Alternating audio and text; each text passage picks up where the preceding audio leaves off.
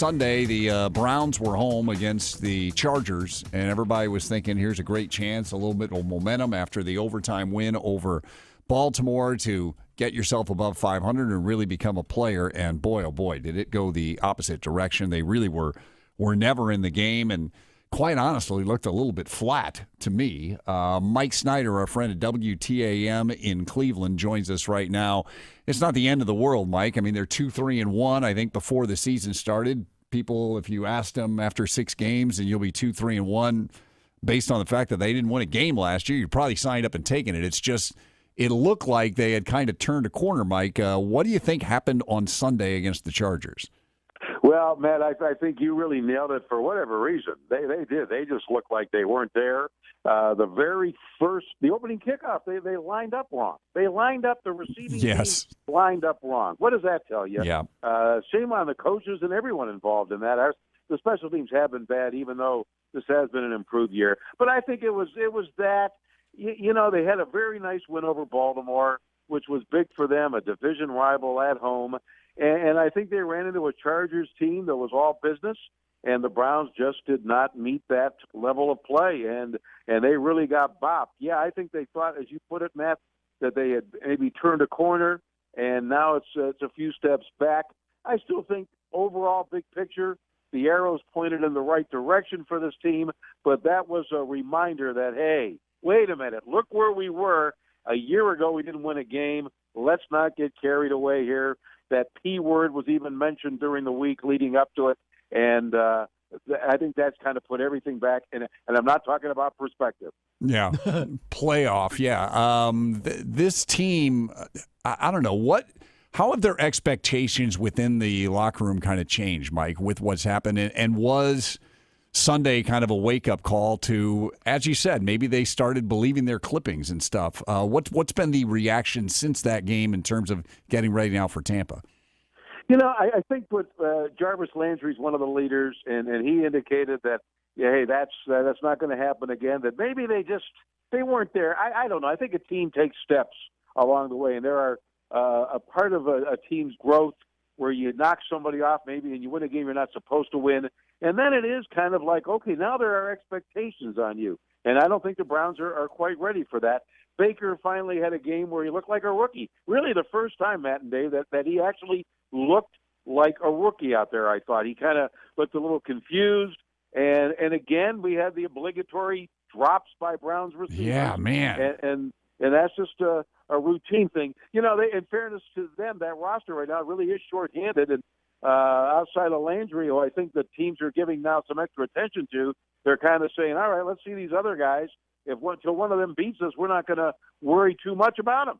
And that's kind of the problem that they are in right now. They've had some injuries. Even the young guys they weren't even expecting to play have gotten hurt now.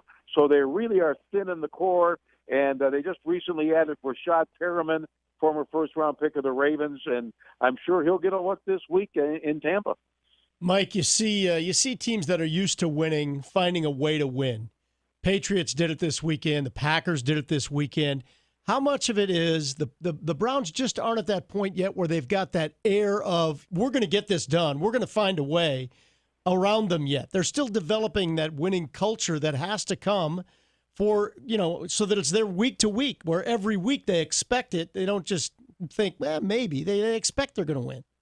Yeah, I think you're right, Dave. They haven't gotten to that level. They've shown some things that we've seen such bad football. I mean, it's beyond bad what we've seen the last couple of years. And basically, anytime there's been some adversity, they just kind of go right down the drain. Well, they haven't done that this year. They've shown some resolve, even in the game against the Raiders, that they very well should have won. You could say if the referees actually marked the ball right. But I don't want to go there. Your record is what they say it is. But they're not at that level. And I do think this too. I think the Chargers are pretty good. Yeah. And I think they were focused for that game.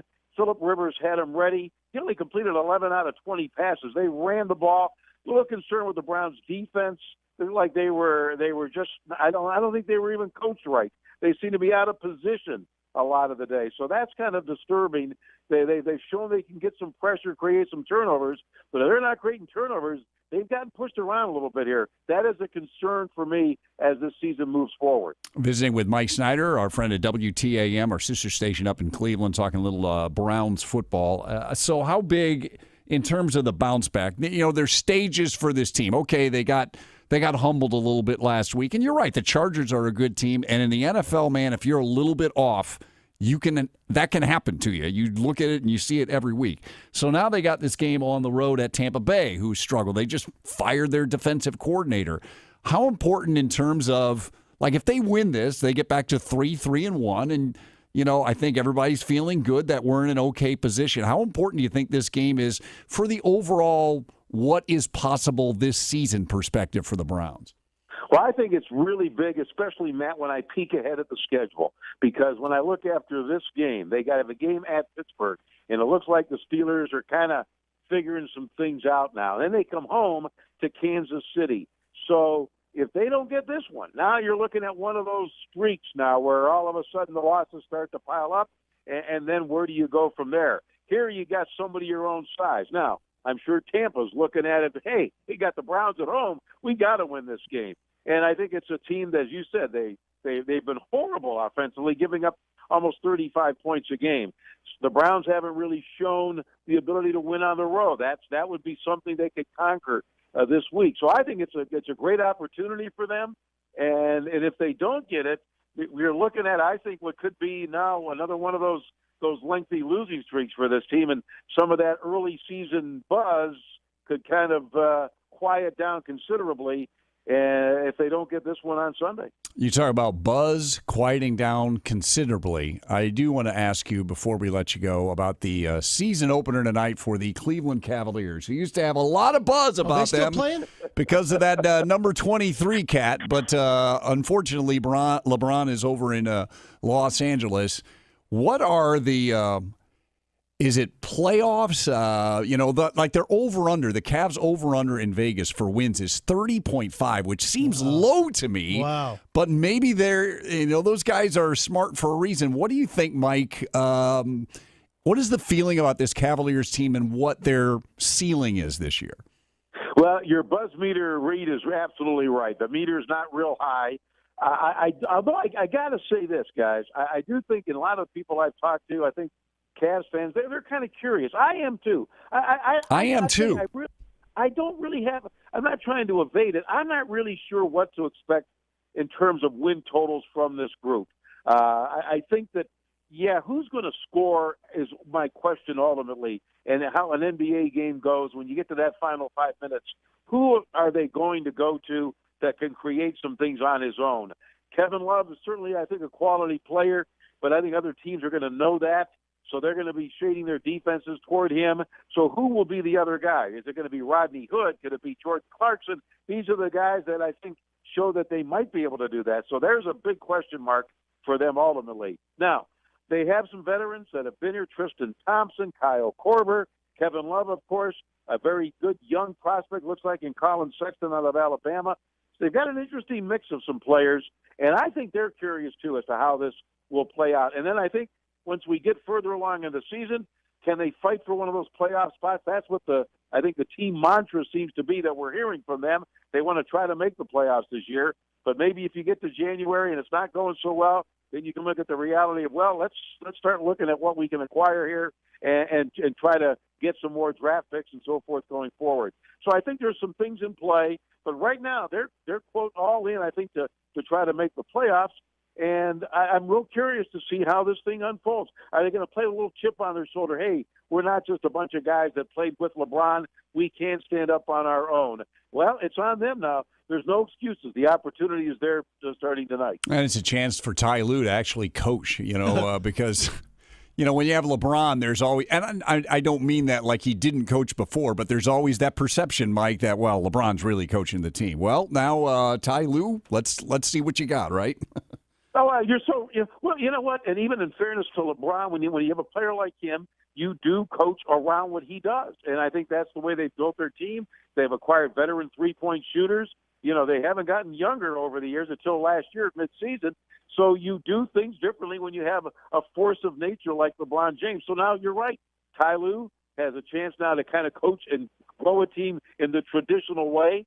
And he's got his young pupil, the 19-year-old from Alabama, who they want to grow. He won't start right away. George Hill will be out there in front of him. So I see what they're trying to do. They got a young core. Larry Nance Jr., they just signed. They've got some young guys. They're hoping guys that they just don't go into that bottoming out and meandering around like Sacramento for a decade of being lottery pick after lottery pick and never going anywhere. They want to try to keep where they've had some winning culture the last few years, number of guys to the finals for 4 straight years, take some of that with some of their young guys. That's kind of their hope to try to grow it that way in the next couple of years, and we'll see how this thing plays out. Mike, I got a real quick question. Who's on LeBron's wall now? What's on that wall?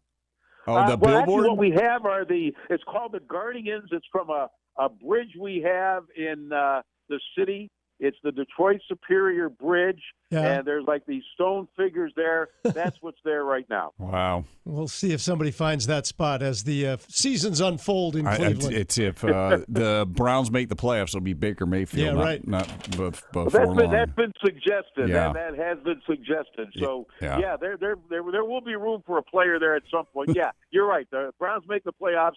The town will belong to Baker.